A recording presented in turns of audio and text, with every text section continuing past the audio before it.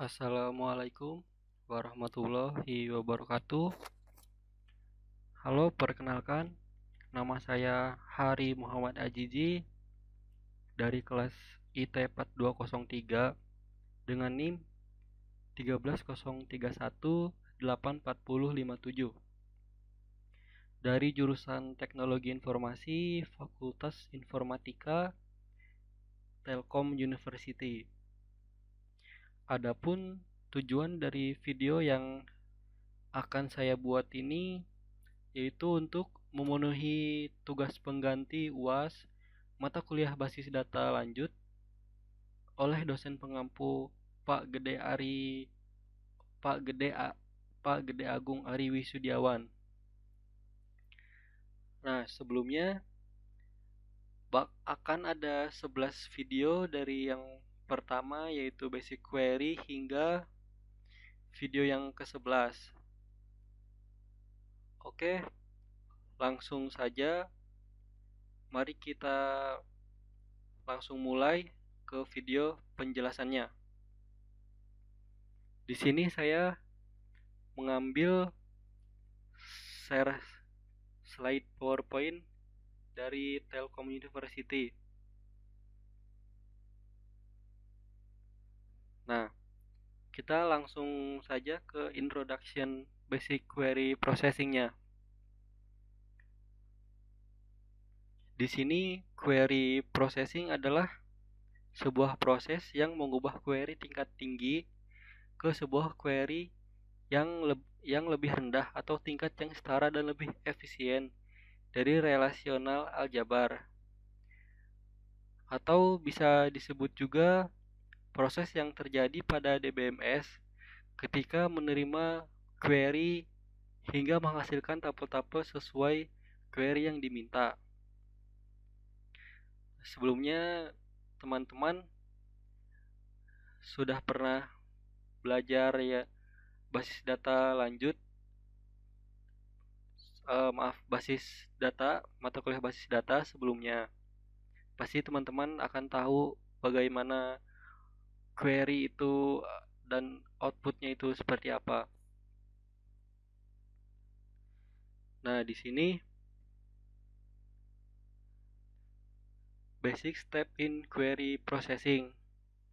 Secara umum, tahapan dari SQL processing terdiri dari parsing and translation, optimization, dan yang terakhir yaitu yang ketiga, evaluation.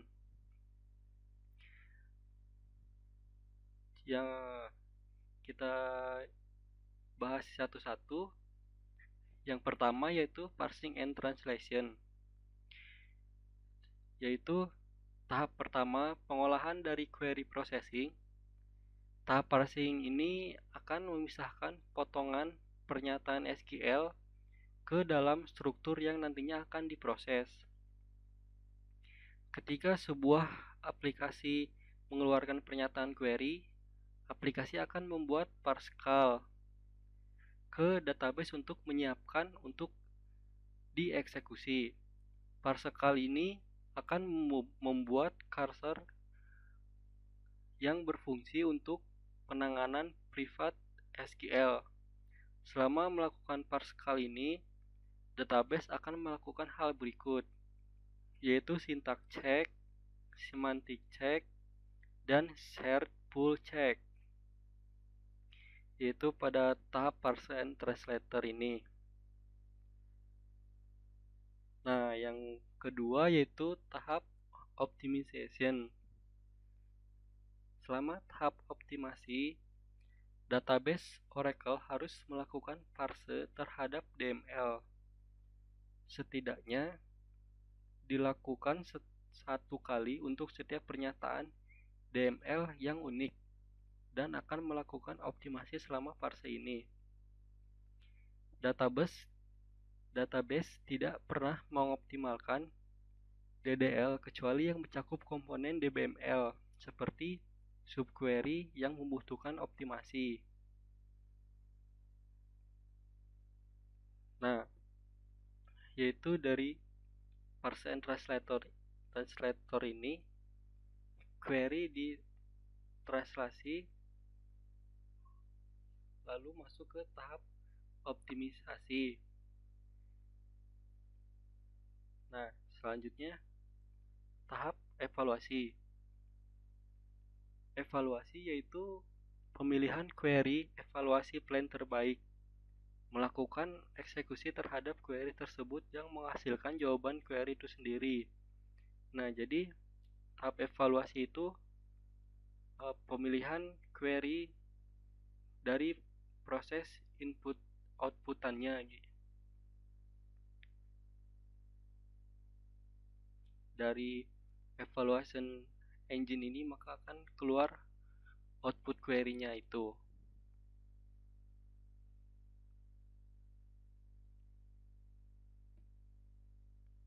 Nah, dari lebih detail lagi mengenai basic step in query processing ini, yaitu mengenai pemrosesan query, yaitu dimulai dari penerimaan query yang bisa kita lihat pada gambar di sini,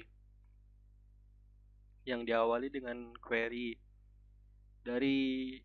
yaitu dimulai dari penerimaan query user, kemudian query tersebut diparse and ditranslate, pemeriksaan semantik, lalu ditranslate juga menjadi aljabar relasional. Setelah itu kita optimasi sesuai dengan data yang telah ada di DBMS sehingga menjadi execution plan dengan cost yang minimal. Nah, jadi dapat kita ulangi lagi, dari query ini kita parser dan kita translasikan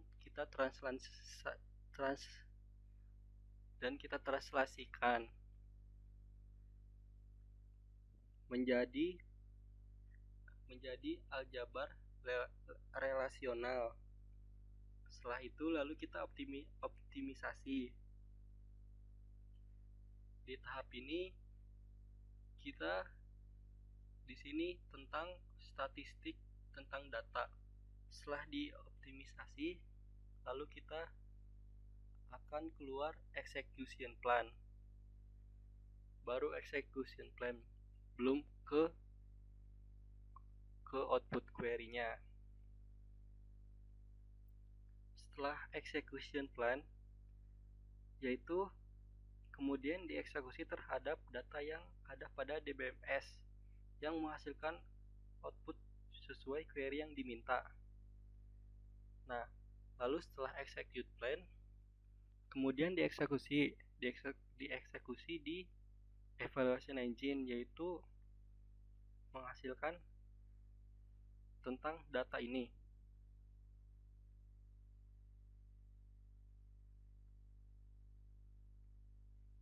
Kemudian dari hasil evaluasi tersebut maka akan muncul dari output query-nya.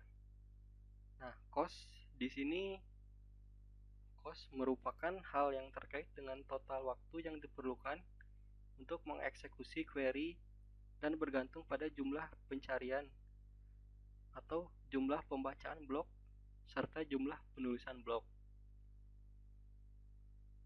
Nah, mungkin sekian dari video pembahasan saya kali ini. Kepada semua teman-teman, apabila ada salah-salah kata atau ada yang perkataan saya tidak jelas atau tidak mengerti,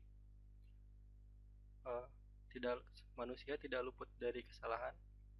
Sekali lagi kepada semua teman-teman, terima kasih sudah mendengarkan penjelasan dari saya. Saya Hari Muhammad Azizi. Wassalamualaikum warahmatullahi wabarakatuh.